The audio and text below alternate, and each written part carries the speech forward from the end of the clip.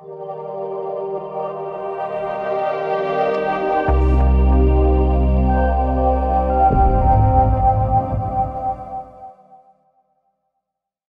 number 1. When we gathered things from our house yesterday, we used a laundry basket. I was giving it an example, and I'll just follow on this example where you have one basket goes to the basement, one basket goes to the main floor, the other basket goes to the bedrooms, for example. Okay, so we gathered those and we just dumped them on the floor or put things in the room where they belonged, but we didn't really take it any further. We're trying to go quickly through the home so that it isn't such a big task that you just rip your hair out. No, I don't know where to start, and you get so overwhelmed and you stop.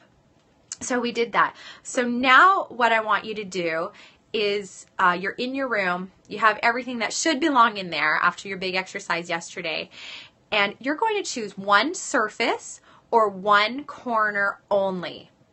And you're going to work through that space so that you don't get completely overwhelmed, because there is nothing worse than putting everything on the bed in the entire room and then seeing this massive pile that's almost touching the ceiling and you don't know what to do with it. Am I right? Can I get some hearts? I do that all the time. And then the phone rings, or you have to go get your kid from school and you still have that mess and you can't get it back. Oh yeah. I've had that happen many, many times.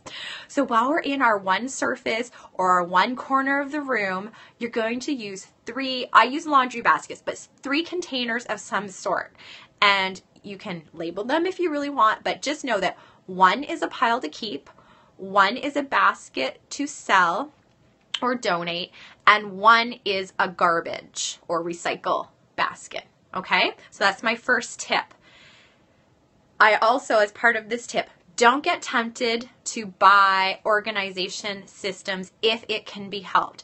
Our purpose is to reduce the stuff in the home in general, in this room, so that you can have open space and just enjoy that freedom of nothing in there. Okay, so that's our purpose. So I always think, oh, I should get an organizer or get some baskets to put these in. And then I stop myself. I say, no, I'm going to get rid of it because I will feel better about it. There are certain things that you need to have collections. Maybe you need a bookshelf for some books because reading is very important in your life, and or for your children, and that's what you need in their room because they don't have a system. They've just been putting it on the floor because there isn't a bookshelf. So, but just consider that when you're considering an organization system. Is this something that I could purge, reduce, get rid of, or is this something that really does need a system? So that's my first tip. My second tip. So we're in one surface, one corner.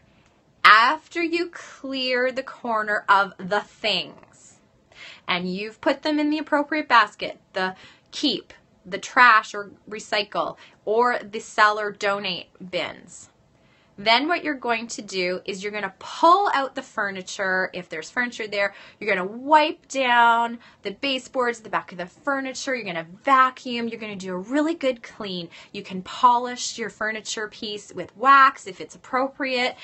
And so now you're going to know that in addition to having a clutter-free surface, and you can go into the drawers if you feel that that's appropriate for that task at that moment, but once you have not only decluttered it, but you have cleaned it, that is going to help you. You're going to have a better chance of keeping it decluttered because you know it's clean, it's clutter-free, and you just have that sense. Do you know what I'm talking about? When you go into a room and you smell the lemony freshness, or you just see the open space, or you even see the lines from the vacuum on the carpet. And it just motivates you to go in the room, just sit there and enjoy it, and you don't want anything messing that sucker up. Okay, so that's my second tip. When it's clean, it's more likely to stay clutter-free. And my third tip is get rid of the items in the basket as soon as they are full. So as soon as your trash, again, I'm using laundry baskets as an example, but as soon, High Star Creations, welcome.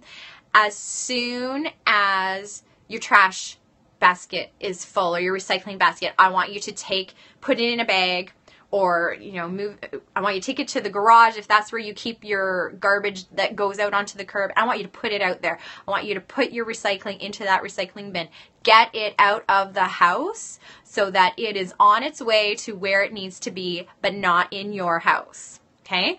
If you are donating, then what I would like you to do is in the trunk of your car, for example, have a box in the trunk of your car. And once that one laundry basket is, you bring it out, you put it in a box or a bag or however you're going to bring it to donate or well, if you're selling it, I'll do a little different, but I want it out in the car. So the next time you're driving around, you know you have stuff in your trunk, you're going to stop off at the Salvation Army, drive through, and get it out of the house. Okay? And then if you are keeping the items, you are going to find their forever home and you're putting them there.